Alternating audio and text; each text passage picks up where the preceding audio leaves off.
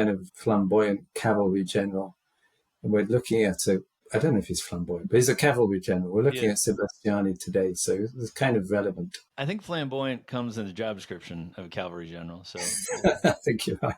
yeah, Sebastiani, what a career this guy had, and hopefully we can get this covered in 40 to 45 minutes because it's a lot.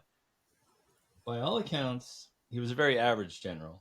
His troops even nicknamed him, quote, General Surprise, end quote, because he was often taken by surprise in battle and failed to do proper reconnaissance. But he was also a diplomat and was eventually made a Marshal of France. And lastly, the murder of his daughter may have touched off the 1848 revolution that brought Napoleon III to power. What is your opinion of Sebastiani? So Sebastiani, I think I was first drawn to Sebastiani just because he's got a great name. He's got a very martial, military, heroic sounding surname.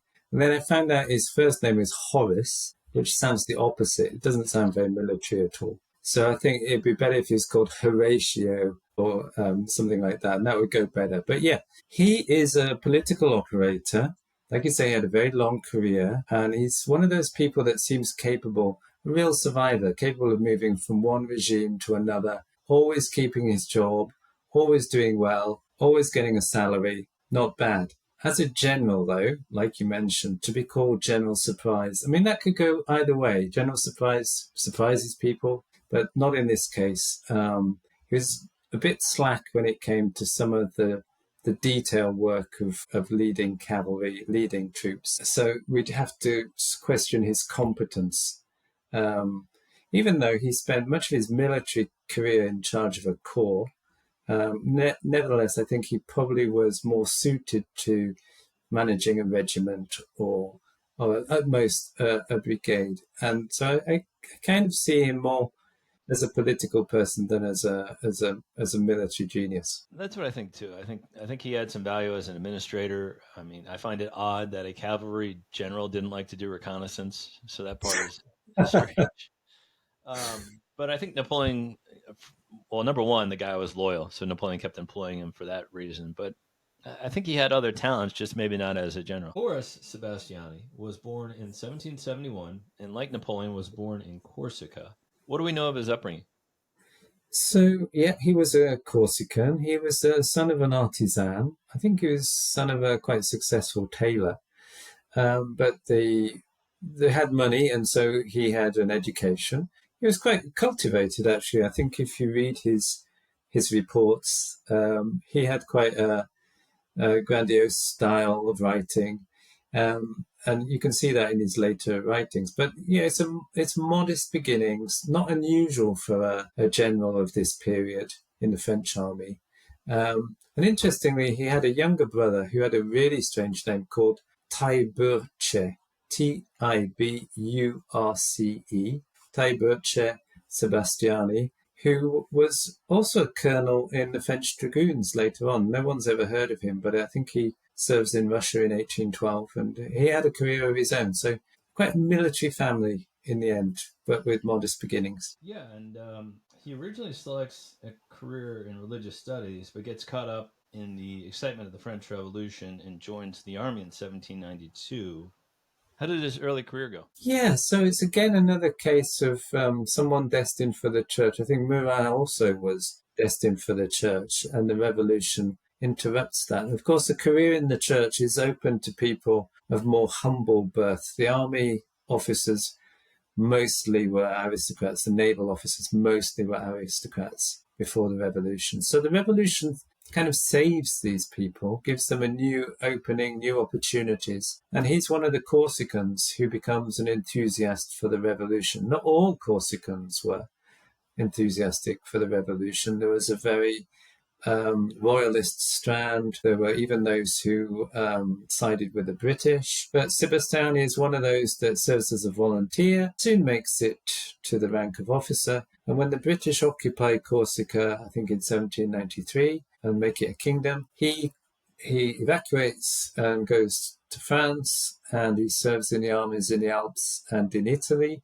And he does well. He's already a captain in the Dragoons by 1795. Yeah, in 1796, he's fighting under Napoleon in Italy at the battles of Dago and Arcola. And is he rapidly promoted up the ranks? He is. I mean, he's one of those officers that is almost in the shadow of Napoleon, following him around. So he's with Napoleon in Paris when the whiff of grape shot is used against the Paris mob. He's there with the cavalry, and it kind of makes him that trusted subordinate again, like Murat. And then in the invasion of Italy, again, Murat's involved in that. Sebastiani is involved in that. He does very well at Arcola, under the eyes of Napoleon. And so he's made a squadron commander, is a little bit higher than a captain, and still with the Dragoons. He's was serving, I think, with the 9th Dragoons. And these are hard, experienced fighting veterans. By then, they've been through, 3 years, 4 years of war. And so it's a pretty demanding job. It's not something that you can do without skill. Yeah, in 1799, Colonel Sébastiani is part of Lucien Bonaparte's entourage, Napoleon's younger brother, and assists Napoleon's coup for power that year, correct? Yeah, so again, we see him in that role of trusted subordinate, Corsican, a kind of mini Murat, always sort of there, ready and available. And his dragoons are part of the garrison of Paris. So when Napoleon has the coup, the garrison of Paris keeps the city quiet and peaceful, and that transition is helped by that. So that's a really good thing to be involved with for your career. And then he goes off again to Italy to be at Marengo, again with Napoleon, also good for your career.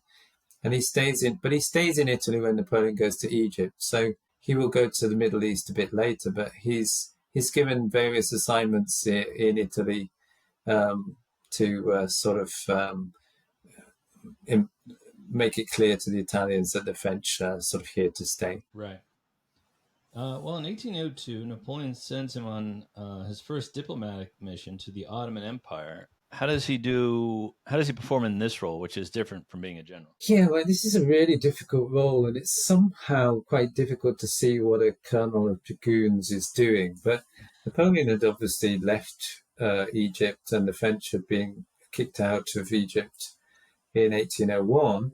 And so Sebastiani's going there really to try and smooth feathers a little bit, to try and organize the release of any prisoners that had been left over, just to really make it clear that French intentions from now on are positive and beneficial. And Sebastiani finds that the leading power in Egypt is now the British, so they're the dominant force in Egypt. It's nominally a Turkish province, but Britain has kind of, because of the French invasion of Egypt, Britain has kind of got the foot in the door. So it's a very difficult position for someone with no real diplomatic experience. Although in Italy he'd been doing this kind of political work a little bit, it's still a challenging job. Yeah, I would say so. I mean, that's just a year after the French leave Egypt, which was part of Ottoman's empire, and they conquered it. So it must have been an awkward walking into that capital, saying, "Hey, sorry about that. Let's be friends again." Yeah, I think there probably were some awkward silences, but they don't get written down, so we don't know. Yeah. Well, Sebastiani returns to France in 1803 and is made a brigadier general and commands troops at the Battle of Ulm against the Austrians. He also fights again at the Battle of Austerlitz, where he's wounded. So, like you said, he is kind of a mini Murat, like a Bessier or a LaSalle or some of these others. Yeah. He was a brave guy. Yeah, I think so. I think that to come back from this diplomatic mission and then to go back to your regiment, train them on the Channel coast, and then to lead them into Germany and Austria. He's one of the first units to enter Vienna in 1805. He's wounded at Austerlitz. He gets shot through the body. So he's obviously up there at the front, leading his men, charging around. But being at Austerlitz, that's a very positive outcome. And to be wounded there, that kind of makes you something of a hero. Again, you're serving under Napoleon, within the sight of Napoleon, and you get noticed. Mm-hmm. Yeah, he definitely gets noticed. He gets promoted again to general of division and is again sent to Constantinople as ambassador and help convince the Ottomans to declare war on Russia. Does he also play a part in organizing the defenses that repulse a British Navy attack in 1807? Yeah, it's one of the more obscure episodes of the Napoleonic Wars. But like I say, Sebastiani has done well. It's very quickly after Austerlitz that he gets sent on this new mission to see the Ottomans in Constantinople.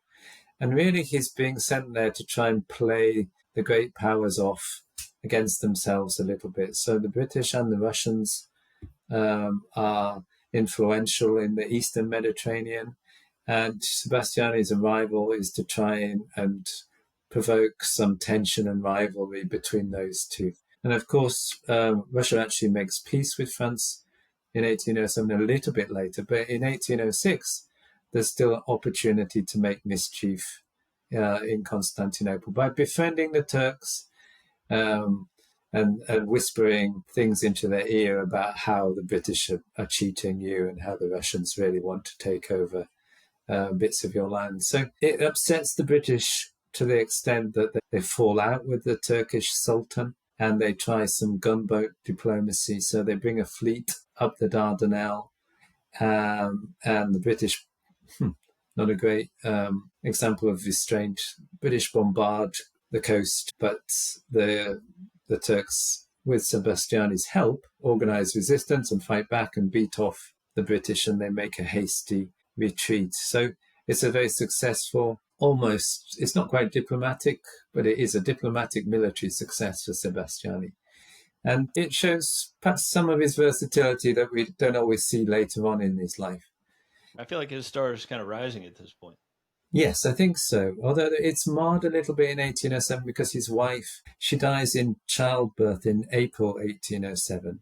So a daughter is born to them, but his wife dies. And there's an interesting side to his wife. His wife comes from old French aristocracy, and his wife's father is somebody called Franquelot de Coigny, and he was a general in Portuguese service. So he emigrated during the revolution and went and got service in the Portuguese armies. Sebastiani's father-in-law, very much an old school Bourbon royalist. There's that element in the family that what we'll see in 1814, 1815 starts to dominate a little bit. Yeah, we'll come back to his personal life here in a little bit. Yeah. He's made Count of the Empire and is sent to Spain, where he fights at Talavera, Monacid, and Ocaña, and is successful in taking several Spanish cities. But like many of the marshals in Spain, his performance tends to sag after a while. Why do you think he suffered setbacks there? Yeah, I mean, I generally see Spain, as I'm sure you do, as a kind of graveyard for the careers of French generals and French marshals. So it's a really difficult theatre.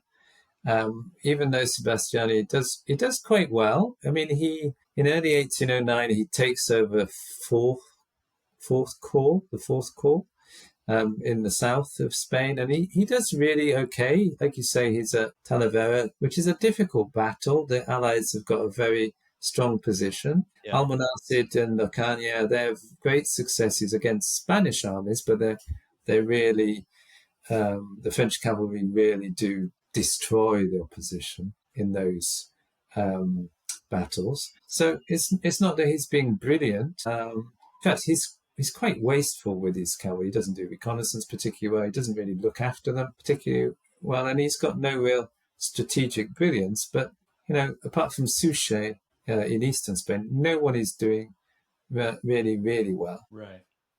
Well, Napoleon also grows wary of Sebastiani, who fails to report all of the casualties and over-exaggerates the scale of his victories. Was he a plunderer as well, like Marshal Soult Massena? I've seen conflicting reports. Yeah, again, like I said about the graveyard for careers, it's also a graveyard for reputations. So I think it's interesting about Sebastiani and his reports from Spain. Like most of the generals, he's either hiding setbacks. I think there was some huge scandal about the number of guns lost at Talavera, which wasn't really Sebastiani, it was some other generals. And they didn't report the truth to Napoleon. Napoleon found out later, he was livid.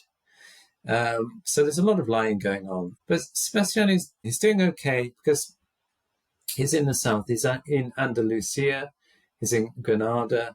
These are quite rich provinces.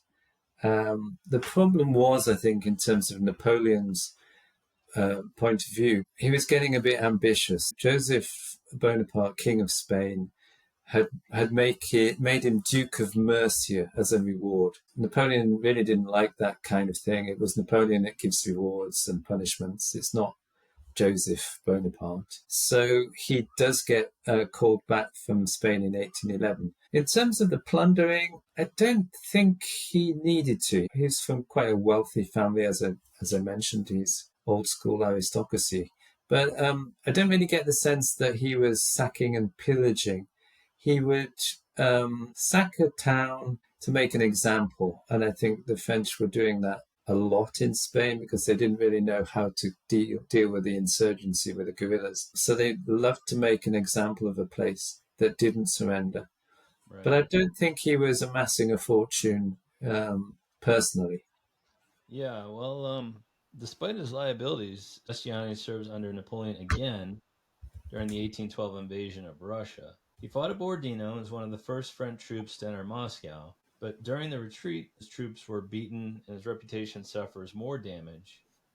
In my mind, he kind of reminds me of Junot, not overly talented, but extremely loyal to Napoleon. Does this kind of explain his continued appointments as commander?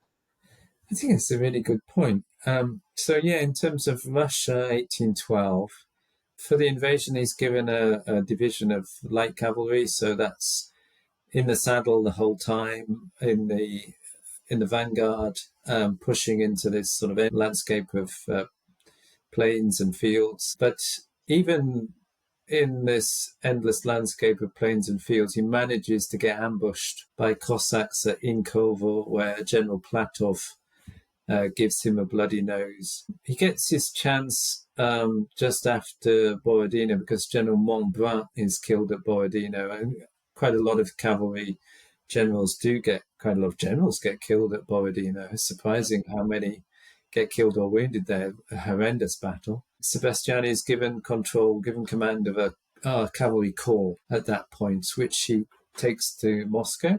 But in October 1812, along with our friend Murat, these cavalry detachments are badly surprised by Kutuzov, and there's an ambush, and they run off, and losses are horrendous. One of the reasons the French decide to call it a day and retreat because of this terrible episode, which Sebastiani has to bear some responsibility for. In terms of Junot, I think you're right, because Junot aide-de-camp to Napoleon, young, ambitious, and gets to a certain point, but then doesn't excel after that. And I think that's probably where we are with Sebastiani. Although I can see there's an argument to say he's a bit like other cavalry generals of division like Nansouty, Montbrun, Caulaincourt, that kind of level, but not martial material. And I think even Napoleon could see that that's true. Yeah. Napoleon wasn't in the habit of promoting fools or people who couldn't do their job. Well, Sebastiani serves again in 1813, 1814, suffers more battle wounds, but Napoleon abdicates in April 1814. Does Sebastiani submit to the returning Bourbon royals? So it's an interesting question. So in the wake of 1812, I'm sure that his confidence and his, physically a lot of these people are broken, but in terms of, confidence, in terms of where they see the future, the invasion of Russia is a watershed moment. In early 1813, Sebastiani is in Germany with what's left of his cavalry, which is not really many. And everyone's really starting to think, what are we fighting for? What are we doing? But they give it one more campaign. Sebastiani makes it through the German campaign 1813 to Leipzig, where he's wounded by a lance thrust, which can't really help his sense of ambition or loyalty. So it's a really, really hard time. And of course, he hasn't made it to Marshall. So there's a lingering resentment, I think, probably there. And he has a very hectic 1814 campaign in France, again, leading cavalry, racing around from one battlefield to another. And when Napoleon does abdicate, Sebastiani keeps a very low profile. So he doesn't really do anything, and he's not asked to do anything, but he sort of stays at home, which is, I think, shows again some political sense that we'll see later in his career, that he's able to navigate this change of regime quite cleverly. Yeah, well, you mentioned, I think at the beginning, he's kind of a survivor. He knows how to play the ebbs and tides of everything. Okay. In 1815, Sebastiani flocks to Napoleon during his return from Elba. Where does he serve Napoleon? It's not at Waterloo. No, and it's really at this point that Sebastiani makes that transition into politics. So when Napoleon returns from Elba, he becomes an elected representative, and he goes into, I think it's the House, kind of the House of Lords. But after Waterloo, he puts the uniform back on to help defend Paris in late June 1815. And then he's sent to negotiate a ceasefire with the Allies, the advancing Allies, and he's part of a delegation. But he is also communicating with the Allies as well. So he's opened a line of communication to Metternich, the famous Austrian diplomat. And so he's already talking about change of regime there. So again, we get this sense that he knows his politics. He knows which way the wind's blowing. And he's suggesting that Louis XVIII should return to the French throne in a second restoration. So there's some real politicking going on there. And Sebastiani's, whether it's his diplomatic skill or, his family, the family influence on him, or he's just tired of war, we don't really know with these generals and marshals at this point. And but it's the start of a great political career. Yeah, let's talk about that. He does a year in exile in England, but returns to France and begins his political career. How is he as a politician? Yes, so he's back in France in 1818. This is obviously a very royalist period, but the worst of the sort of royalist reaction against Napoleon's allies is over by 1818, and becomes elected deputy for Corsica. So he's representing his home island. It's a lot of wheeling and dealing, and he manages to end up, when the regime changes again in 1830, there's a revolution, the regime changes again, he manages to end up as Minister for the Navy. That's really the measure of him. He's got no experience of ships or sailing. He's probably been on a ship twice. Right. But there he is, seemingly loyal, seemingly competent, always ready to lend a hand. And then from that point on, he's either a minister or an ambassador. So he's doing really well. Well, this next part's interesting. His later years, he's made a marshal in 1840, finally, so that's probably gratification. But then his daughter is murdered and somehow is said to have touched off the 1848 revolution that brought Napoleon III to power. Without going too deep into it, what happened here? So, yeah, he's made a Marshal of France in 1840, so that's better late than never. But it's hardly a reward for his military career. It's more because he was an ambassador, which means that the term, the title Marshal of France is not the same that it was 30 years before. Yeah. It's really a like political... for your service reward to France over the years type of thing. For service to France, exactly. Yeah. But yeah, a few years later, he gets caught up in a huge scandal involving his daughter. And his daughter was born in Constantinople. Sebastiani's wife died in childbirth. And the daughter eventually marries Duke de Praslin, who's a very important character. He's in the French House of Lords. He's a peer of the realm, friend of the king, really good aristocrat. And together the couple have 9 children. And there's tension in the family. And a lot of squabbling. Divorce is very difficult at that time. You can't easily get a divorce. And they end up fighting. And one night, the Duke stabs his wife, Sebastiani's daughter, many times. Doesn't kill her, but finishes her off by hitting her with a candlestick. So murders her. He then tries to commit suicide. He's arrested. It's a big scandal. But he manages to obtain some poison while he's arrested and kills himself while in custody. And that means he avoids trial. And there's a rumor, even today, that the government managed to get him some poison so that they were spared the scandal of a trial. But in any case, there's a huge scandal. And it totally discredits the king and the court. It makes the aristocrats look debauched because the Duke was having an affair with the governess and he killed his wife. It seems like there's no honor and no principles. Yeah, I've read that the general populace thought they thought the aristocrats were above the law and didn't have to answer to any penalties. Exactly. And it really plays into that. So the king, there is a revolution in 1848, and although it's a contributing factor, it's not the sort of match that lights the powder keg. It's a contributing factor, and it really people demanding better morals from their government is you get a real sense of that. And with the Duke being well connected to King Louis Philippe, it makes it even worse. Now, there is a rumor that the Duke didn't kill himself, but was given a new identity and ended up in Nicaragua. And I've seen online a whole thread of arguments as to why that is or isn't the case. But I leave that to your listeners to maybe go off and have a look at that. But it's an interesting little episode. And yeah, it was an important episode in French history. Well, Sebastiani dies 3 years later at the age of 79. What do you think his legacy is? Well, the fact that he's 79, he's an old guy and ends up at the top of his game. I think that's probably one legacy.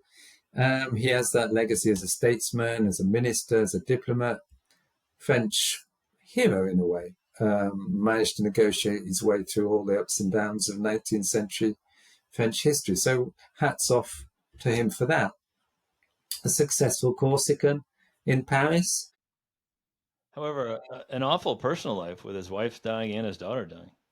Yeah, really difficult personal life, and I think he didn't marry again until much later on in his life. There was that the whole period of the Napoleonic Wars after 1807 when his wife died. He was a bachelor.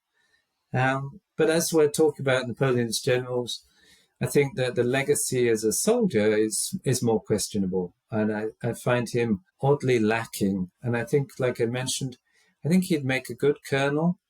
But he never was able quite to raise his game when in charge of something more complicated or bigger, Right. like a corps, or to coordinate that with other generals and do that successfully. And I think that he lacked that sort of effortless ability to command. But instead of that, he was always available, always willing, just not very inspirational. Yeah, and you credit him. He was able to pivot his career. Like, all right, well, I'm not going to be a general anymore. I'll be a politician and a diplomat. And I think he did well with it. Yeah, I think he was better off with that as a career than as a soldier, because I think as a soldier, well, he did work his men hard. He's like Murat in that sense. If you want to destroy your cavalry without achieving great results, then give them to Sebastiani. But that's probably not what you want on the core level. But there were plenty of colonels who did that and got away with it. And I think Sebastiani probably should have been one of those. Yeah. Yeah, well, I thank you for that, Jonathan. Wonderful episode on Sebastiani. Again, recommend you check out all of Jonathan's books. The Death of Joachim Murat is a really good one. Killing Napoleon, also very good. It discusses the assassination attempts on Napoleon. But yeah, great having you on the show, my friend. I really learned a lot. Thank you. It was a pleasure talking to you, John, and have a great afternoon.